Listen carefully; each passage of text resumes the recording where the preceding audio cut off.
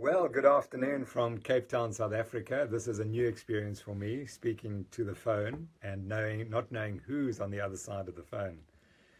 But I'm going to speak for half an hour or so, and I hope that you'll enjoy what I have to say. Let me first begin by introducing myself. I'm a retired professor of exercise and sports science from the University of Cape Town. I studied medicine, and then I went into sports science and had a very productive life as a sports scientist. And during that period, I wrote a book called The Law of Running. And that did extremely well and is a highly rated book. And during that time, we were doing a lot of studies of carbohydrates and exercise. And we were receiving funding from the carbohydrate industry, and therefore one was kind of a little bit biased, should we say, towards the value of carbohydrates. And so in the book Law of Running, you'll see the statement to the effect that high carbohydrate diets are ideal for athletes and for everyone who wants to live a healthy life. And I believed that until December the 12th, 2010. So it's December the 12th, 2010, when I just finished writing another of my books, Waterlogged, which reviewed how the ideas about drinking during exercise were not scientifically based. They were driven by industry in the wrong direction and causing problems for many athletes. And we proved over a period of time that the best advice you can give athletes is just drink to thirst and you'll be fine. But if you drink ahead of thirst, you can be in trouble. So I sent the book off that night, and I woke up the next morning and my brain said, you've got to go and run. You must run every day for the rest of your life, which I hadn't been doing. I've always run a lot, but I hadn't been running all that amount. So off I went and I did this run, and it was a terrible run. And I felt terrible and I thought I was going to die. I felt so stressed when I ran up one tiny little hill.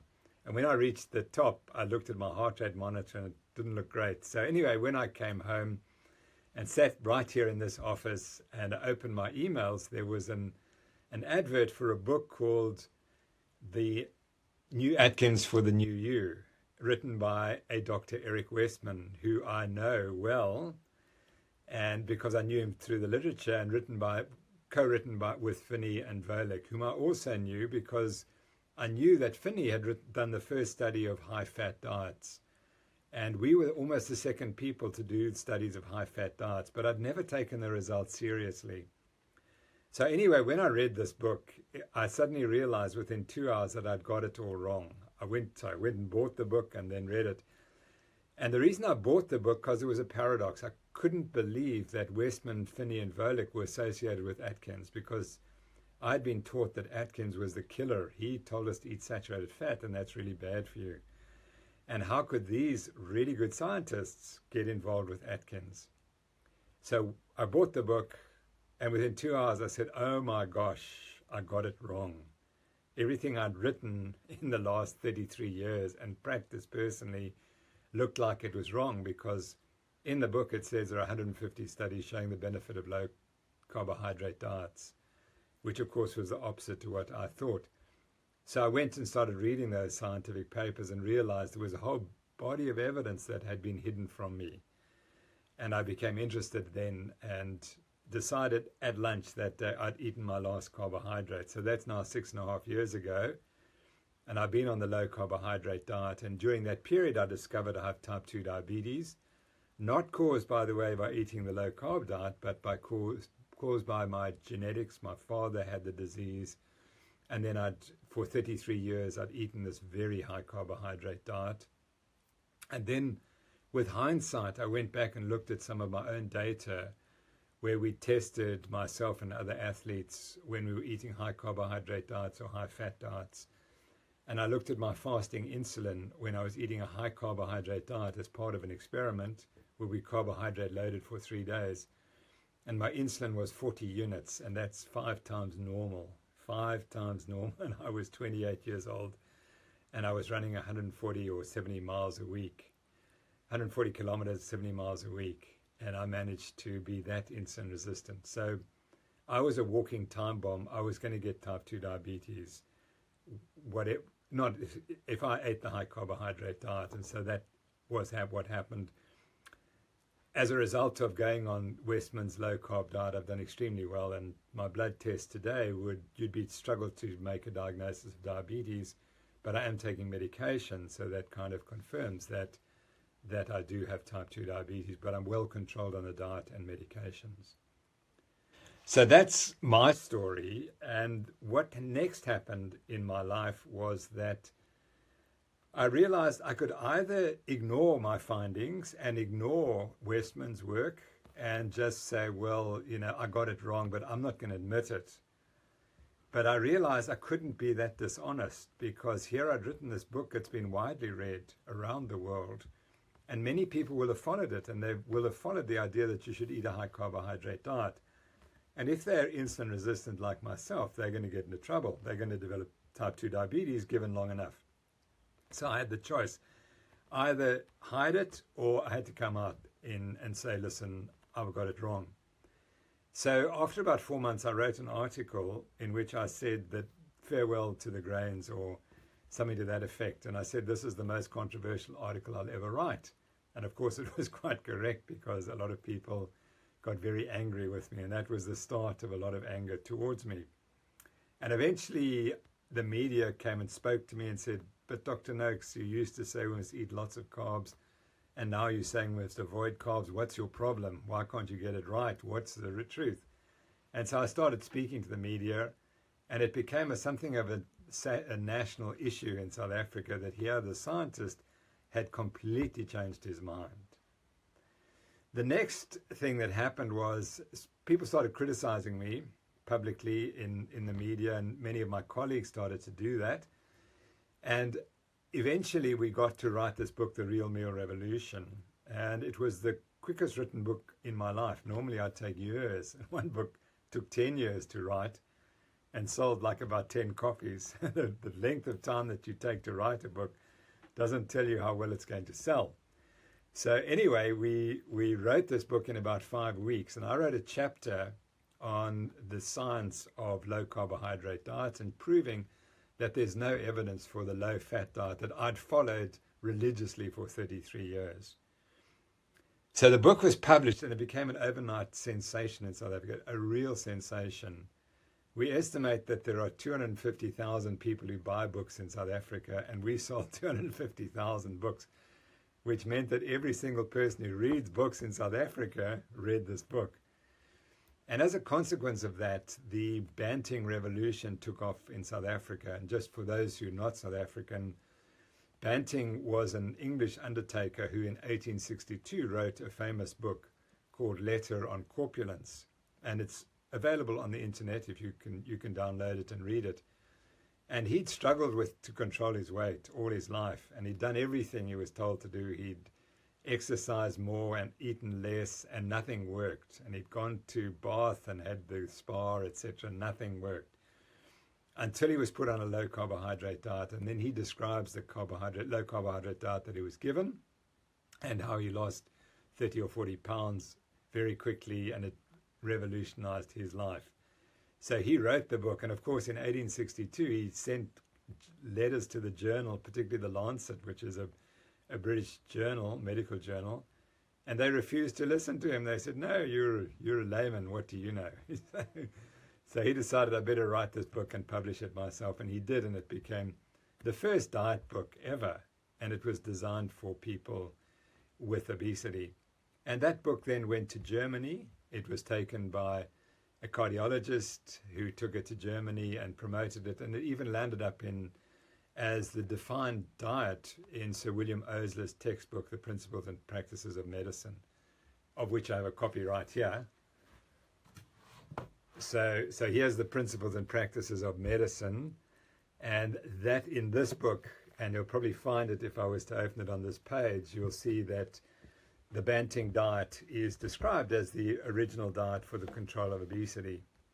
So the reality is that this Banting diet's been around for a long, long time, and every other diet that we've had since then is a fad diet, including the low-fat diet that has been promoted to us as being healthy. So the book came out, and I said it was an overnight sensation, and the consequence was that many South Africans started to change, And then it kind of went viral throughout the country. And the extent to which it has taken off in this country can be measured by the certain Facebook groups. There is a Facebook group in Cape Town called the Banting 7-Day Meal Plan Facebook page, which currently has 700,000 members. And it started only 2 years ago, and it's growing by 3,000 people every day. And the interesting point is it's not just the wealthy people of South Africa who are adopting this diet. It's gone across all ethnic groups and across all income groups as well, and all levels of education. And so we estimate that there's probably 2 or 3 million people who've adopted this diet. And one consequence was it made many people very unhappy, particularly the dietitians of South Africa. And the email evidence we have is that they decided that they were going to take me out in some way, however they could do it. And because I have a Twitter account, and my Twitter account is @Prof Tim Noakes, sometime in February 2014, I tweeted a mother asked a question on the basis for mothers and babies. And it's very important you understand that the question is a we question. It's not an I question. It is a we question. So she asked, should she continue on the Banting diet if she's breastfeeding, and did it have a bad effect on the baby? That was the gist of what she said. So I said, no, it didn't. But I ended by saying the key is to wean onto the LCHF diet.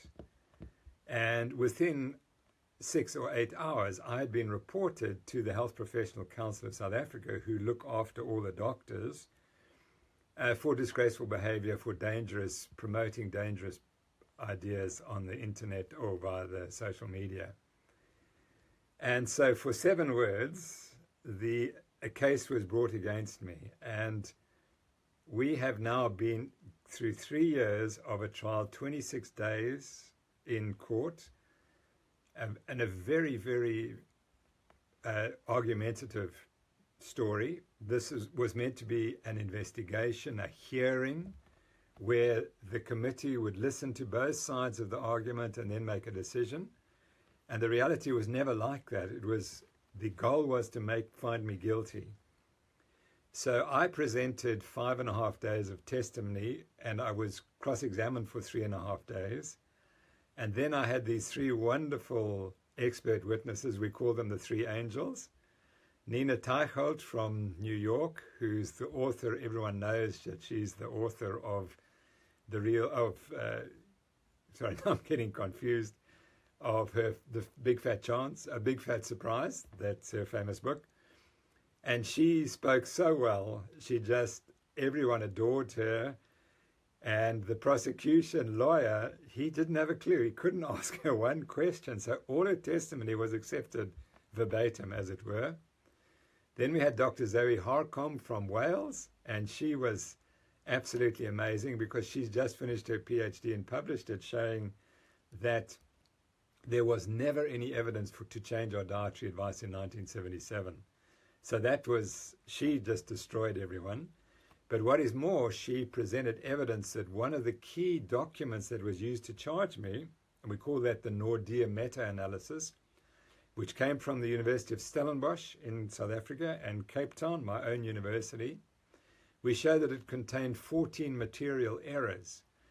And when you corrected those 14 material errors, the conclusion was the opposite of what the authors had projected.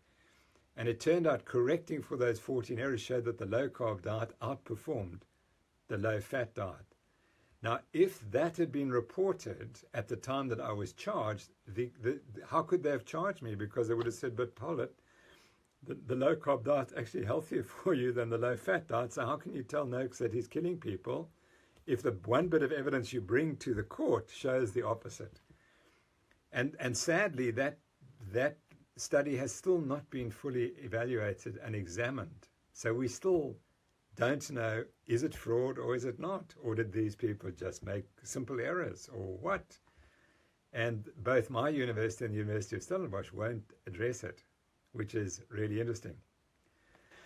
So anyways, and then the final expert witness was Karen Zinn, Dr. Karen Zinn from New Zealand. She's a South African, and believe it or not, I taught her, and I taught her to eat the high-carb diet. She went to New Zealand, and she's with the one group in New Zealand at the Auckland University of Technology. They've got 5 or 6 of the foremost people in the science here, in the science of the low-carb diet. They're astonishing people. And one day her professor came to her, and the professor is a really good athlete, like me, is quite a big guy, and he was carrying a kilogram or 2 extra. And he went to Karen and he said, listen, I'm hearing about this low-carb diet, and, I know it's nonsense. It's dangerous for all of us. Would you look at it, please, and just come and confirm I'm right that it's dangerous? So she went, determined to prove the low-carb diet was dangerous. And when she looked through the literature, she said, my gosh, it's not, Grant. Unfortunately, the evidence is pretty good. So she then converted and started treating her patients with a low-carb diet. And, of course, they all benefited. And then the funny thing that happened was, of course, Grant converted, her professor, and then he started converting the whole of New Zealand. So Karen and he have now changed. One of the elite schools in New Zealand is now on the low-carb diet. So this is a private school, and they now eating low-carb food, which is astonishing. And Grant is now the expert witness, as it were, for the New Zealand Medical Association when they discuss diets. And more than that, they've also converted the New Zealand rugby team, which is probably the greatest sports team in the world at the moment. They just never lose. In the last 4 years, they played like 100 games and they lost 4. So that's maybe not 100 games, but probably 60 to 70 games and they lost 4. So that is interesting. So Karen and she was one of my expert witnesses. And again, she couldn't be reversed anything she said by the prosecution lawyers. So at the end of 12 days, we'd given all this evidence, which included 6,000 pages of scientific documentation showing the low-carb diet was the way to go, and all the science was there for it.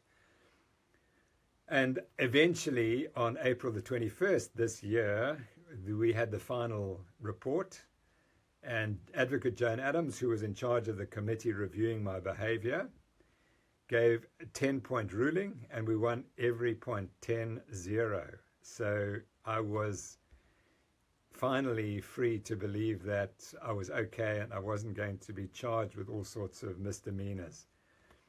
And so that was great, but unfortunately, the Health Professional Council, because they lost 10-0 and they were determined to take me out, have decided that they are going to appeal all 10 rulings, which is ludicrous, but we've got to just go through it and bide our time, because there was never a case, and we made that point. Now, what we next decided to do during the trial, I knew that I had to write a book about this trial, because that's the only way I could get rid of it out of my own mind. And so I started writing about a year and a half ago. And what my opponents don't understand is that if you say something about me, it doesn't matter if it's good or bad, and it's in black and white and it's in the media, I will keep it. And I'll keep it for life. So beginning in 2011, I've had all these colleagues and others attacking me in the media. And of course, I've kept it all. And so then I started writing this book, and I said, well, let's go back and see what they all said about me. And I started responding. So, for example, the Heart Foundation of South Africa came out with a long document about you can't trust this diet, it's dangerous, blah, blah, blah, and you've got to eat polyunsaturated fats, and you mustn't eat saturated fats because they're dangerous. So in the chapter dealing with those sorts of organizations who take a stand against me, I looked at what they said, and I looked at the evidence, and I presented the evidence. And so the evidence that polyunsaturated fats are unhealthy for you is so overwhelming that now the people who read the book are going to say, gosh, this is what the Heart Foundation said. And I've always heard somewhere, maybe they're tainted and that they are controlled by industry and they take too much money from Unilever. And isn't it Unilever who produce polyunsaturated fats? So wouldn't it be right that the Heart Foundation would be promoting polyunsaturated fats? Well, now I've given them the evidence, the absolute evidence, and leading up finally to the Minnesota coronary experiment, which the information of which was only retrieved about a year ago or 2 years ago, and which shows that Ancel Keys, in his first test of his theory that saturated fat kills you, does this randomized controlled trial in Minnesota. It's a really well-controlled trial. And oh my gosh, what happens? The people on the polyunsaturated fats don't do any better. But if you're over 65, you did worse. So what does Ancel Keys do? He makes sure that it never sees the light of day. And so it gets hidden. And so I can present now all that evidence. And so now what the unintended consequence for the Heart Foundation is that whenever they now say you must eat polyunsaturated fats in this book, people will say, but hold on, why do you ignore this evidence? What do you do about this evidence? So I've done that for every criticism I've taken in the media over the last 5 or 6 years. Every one of them is scrutinized and answered. So that was my contribution to the first part of the book. Then we come to the trial, and I was really fortunate that I met Marika Sporos, who is an investigative journalist. She's about 10 days younger than me, so we're all mature adults, veterans of the fight, should we say. And she was one of the last remaining investigative journalists in South Africa. And Marika came to me in about 2014, and she started wondering, why was I being criticized?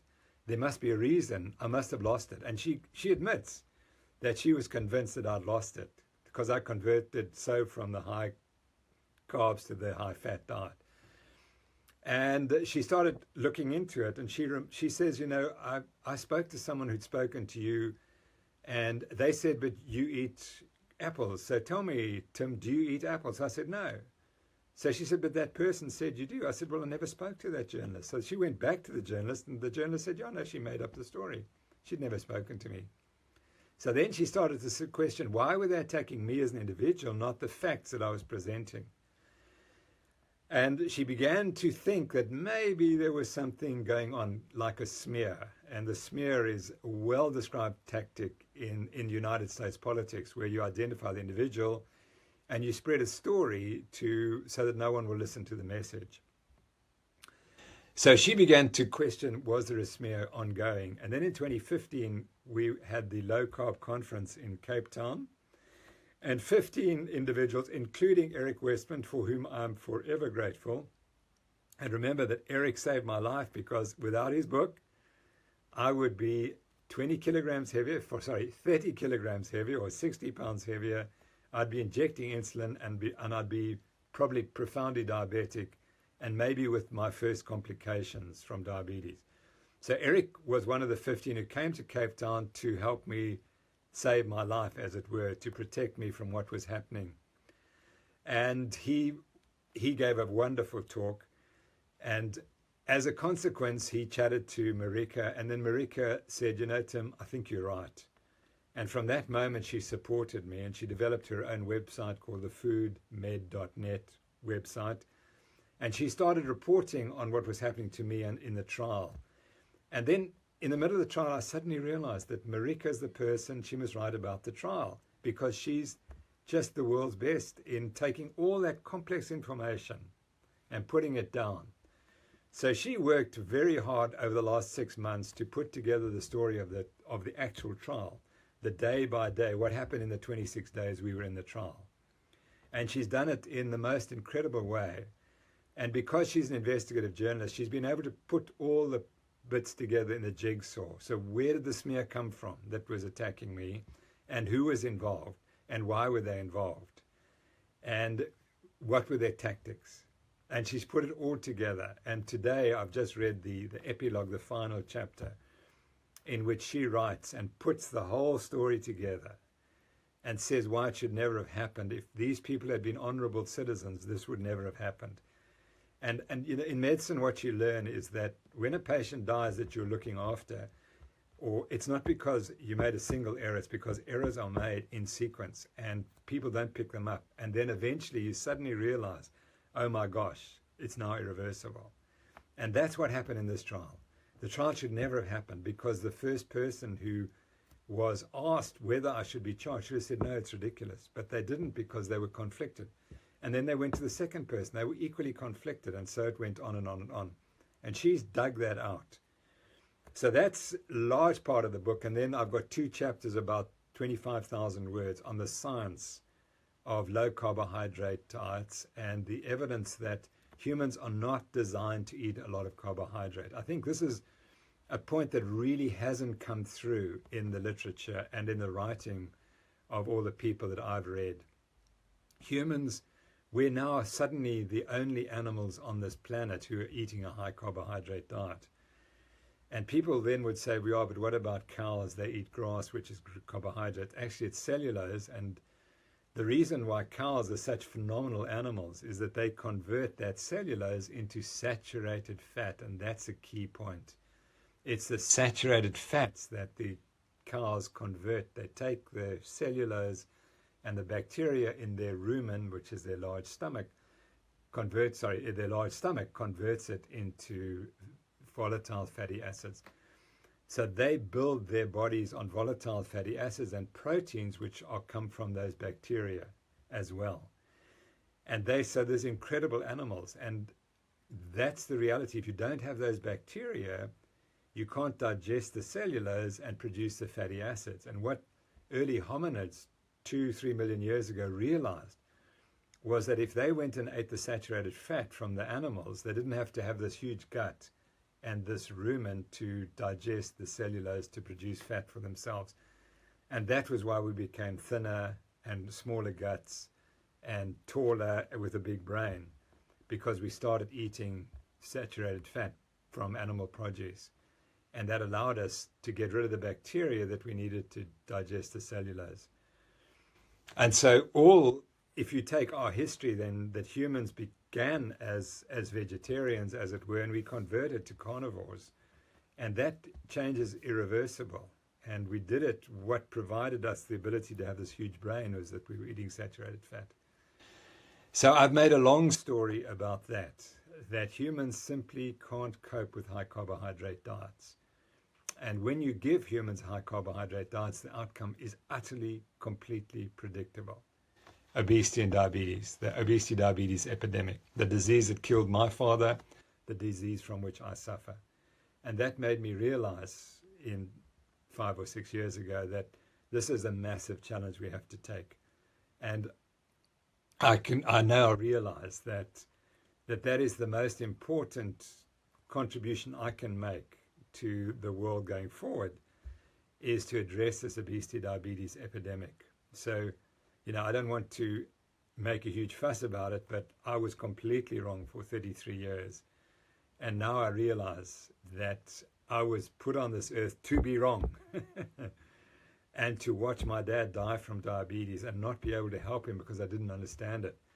And the cost for me was to develop diabetes myself and then find a solution. And so, for example, I'm 68 now. My dad at 68 had his first stroke. And so I know what his process was thereafter. And all I can tell you, anyone watching this, that I'm doing what I'm doing because I believe that's what I have to do for my own health, is to follow this low carbohydrate diet. I've researched it. The books behind me, you can see I'm a desperately keen reader. Those are not my nutrition books. Those are just some other books. But in my other room, I've got all the nutrition books, about 300, all about low-carb eating. And almost every day, I get new books on low-carb eating. And I've read the literature, and I've decided if I want to look after my own health, the way I do it is the low-carb diet for my diabetes. And it's the only hope that one has if you are diabetic. So that's why I'm so motivated to drive this process. And again, thanks to Eric Westman for allowing me to be part of it and to help him drive the process globally. It's a huge responsibility we have because we're fighting a lot of interests that don't want us to be successful. So what I've spoken to about so far is my trial, and I've spoken about the book. And the book is called Nutrition on Trial, and it'll be out in November. And Penguin Books in South Africa will be publishing it, and let's hope it gets a wide audience, because it's a really interesting phenomenon. I'm the first medical scientist in the modern times to be prosecuted for his opinion. And that's remarkable. And it shows how we've slipped in academia, that you're no longer allowed to present your own opinions. And it was so bad that I was excommunicated from my own university, who I'd served for 45 years with distinction. So you have to ask the question, why is it that a university that I've assisted and worked with for 45 years suddenly feels it necessary to dissociate itself from me? That's astonishing. So, and I just wonder if this isn't a growing phenomenon globally, that if you stand up and say, listen, I was wrong, I want to change my mind, and your opinion differs, then you're in trouble. So that's the book and the trial.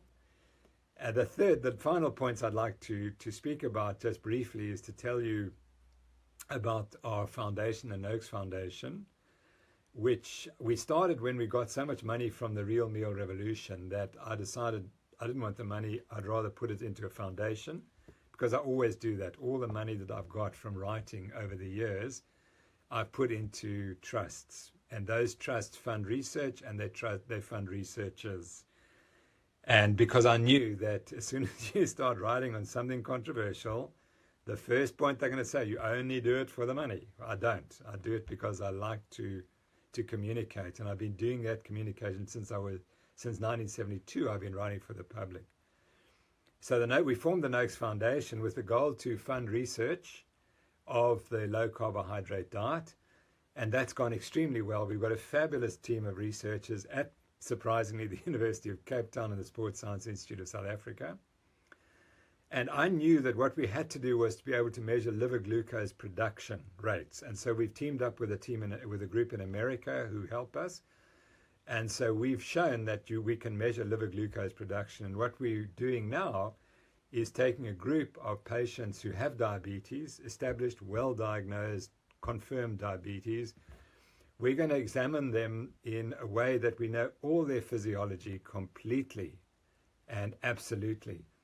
And then we are going to split the groups into one that will continue to eat their standard diet, follow the standard treatment protocols, and then we're going to intervene with a low carbohydrate diet for the other group.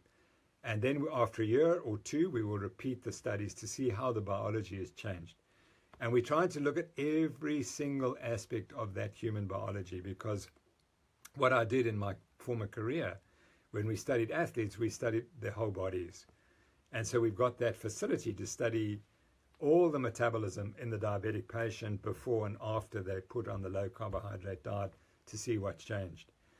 And I must thank our sponsors overseas. We've got some wonderful people supporting us. They don't want to be recognized, but just to recognize that this work would not be possible without support of international donors, particularly in the United States of America. And I recognize, again, the tremendous contribution the United States makes to science across the globe, and they've really been incredibly helpful. So that's the one component of our research, is looking at the low carbohydrate diet and trying to show that when you reverse diabetes, this is why you do it, what happens. And we will reintroduce carbohydrates, because no one has yet answered the question is, if people reverse on this low carb diet, are they cured of diabetes? And I'm absolutely convinced they haven't. I'm absolutely convinced that if you give them enough carbohydrate, they'll go back to their diabetic state again. And so we will probably try that and show that within a week of eating a high carbohydrate diet, their biology starts to get worse and it reverses. So that's the exciting research that we're doing. And that's the main focus for the next 3 years, because that's a really big project for us to do here, because it's a lot of patients and a lot of research. So that's the research. Then the other two components of the Noakes Foundation is we're setting up a nutrition network, because we've realized that many people criticize doctors for not doing the right thing. But the reality is often they don't do the right thing because they're scared, or else they simply don't have the knowledge. In this country, they're honestly scared that the same could happen to them that happened to me. And they don't have the time to put aside to fight the case, and they may lose their ability to practice medicine. So understandably, they're scared of changing their practices. And we want to give them all the evidence, as we did at the trial, to show that, hold on, what you're doing, if you're prescribing a high carbohydrate diet to patients with insulin resistance, you're actually harming them. You need to give them a low carbohydrate diet. So we're going to empower our doctors and nurses and hopefully a few dietitians with this advice, and to show them how they can take forward the low carb diet for different conditions, in particularly people with insulin resistance. So that's our network, which we're about to set up. And again, we're also looking for funding for that one. And then the third component, which will feed off both of them, is our Eat Better South Africa campaign. And this was suggested to us from people who have come from perhaps the disadvantaged communities in South Africa. And we know that those communities are the most hard hit. They're financially poorly resourced, and the people have absolutely the worst diet. And one of the criticisms of the Banting low-carb diet, that it's too expensive. And we worked out it's not, that you can live on a low-carb diet in South Africa for $3 or about 30 Rand a day. And what we've done, and incredibly successfully, is take this program to 10 communities, and we've had 10 interventions of about 6 weeks, where we take a small group of 20 to 30 people and we show them how to prepare their food and eat the Banting diet. And we, of course, monitor them, and we show they lose weight, their blood pressures come down, their glucoses get better. And in time, we're hoping that other things will happen as well. Maybe the diabetes will go into remission and so on. But the success is amazing because the people start to feel so much better because they're eating the worst diet in the world. It's just sugar and refined grains and carbohydrates and vegetable oils. And I have such a strong feeling that so much of the misfortune in this country is based on nutrition, that if only we can sort out the nutrition of the poorest people, we'll start making a real difference to their lives. And many of them come up afterwards and say, Dr. Noakes, thank you so much because you've now put me in charge. I now understand. I've had 3 family members with diabetes, and I've watched them die from diabetes, and I've been told there's nothing you can do about it. You're just going to get worse, and you're going to lose your limbs, and you're going to go blind, develop renal failure. And you've given us hope because you've shown us the diet is a critical driver, that we die not because of the disease, we die from the treatment. And that's how I see diabetes and insulin resistance. You don't die of diabetes or insulin resistance, you die of improper treatment. And it's the low carbohydrate diet that changes all that. So our goal is, if we had one goal in the Eat Better South Africa campaign, it's to take a community of, say, 1,000 people or 2,000 people and change the entire community, the way they are fed, the food that's available in the community, how they interact with the providers of that food, so that we make it the best possible food. We remove processed foods, we remove sugar, we remove cola drinks, and we raise a community eating the best possible diet from a young age. And we see what happens to those children. Deprived children from a poor community. And I'm convinced if you change the diet, the community will have a totally different future. And that those children particularly will have a much greater future potential to do things. So that's what I am at the stage of my life. It's been an incredible journey. I've really enjoyed it. I enjoyed being a sports scientist. I'm enjoying now being a nutrition scientist. And I've been wonderfully enjoying being part of this low-carb movement because it's probably one of the most important movements in medicine in its history. Honestly, there is going to be this massive change in the short time. Within 5 or 10 years, medicine is going to be totally different than it is today. I can't even foresee how it's going to be. But all I know is that people are going to be taking charge of their own health. And in my opinion, the way you do that is by changing your diet and eating the diet that is the most healthy for you, because it is low in refined carbohydrates, it's low in sugar or absent in sugar, and we're eating real foods. So that's my message of my life, is that I've come to this realization that our chronic ill health at the moment is because of the way we're eating, and we've got to get back to eat real foods. So it's been a privilege, a huge privilege, to share this time with you. And I hope that what I've said will be inspiring and help us take the fight further. We're going to win this fight. We're going to change the world. And thank you for having me in your homes and in your houses and listening to this talk. Until the next time, bye-bye.